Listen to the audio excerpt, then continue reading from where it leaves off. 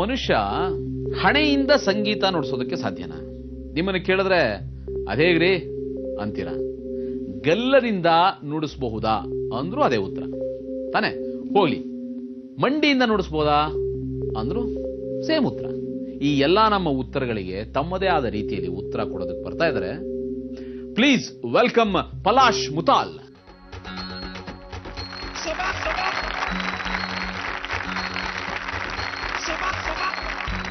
ಪಲಾಶ್ ಅವರು ಇಲ್ಲಿಗೆ ಅವರ ತಾಯಿ ಮತ್ತೆ ಗುರುಗಳ ಜೊತೆ ಬಂದಿದ್ದಾರೆ.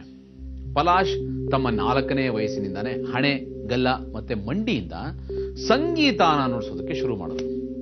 ಮೊದಲು ಅವ್ರ ತಾಯಿಗೆ ಅವರು ನುಡಿಸು ತೋರಿಸಿದಾಗ ನಂಬೋದಕ್ಕೆ ಆಗ್ಲಿಲ್ವಂತೆ.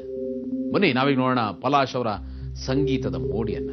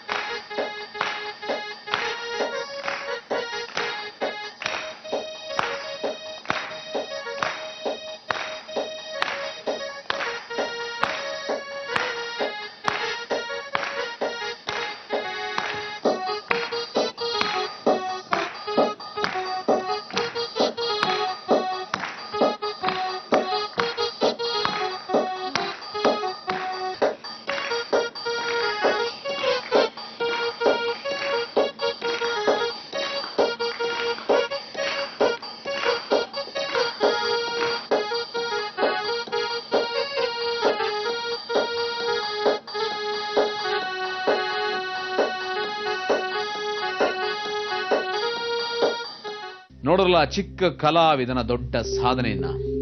ಶಬಾಷ್ ಪಲಾಶ್, ಶಬಾಷ್ ಇಂಡಿಯಾ.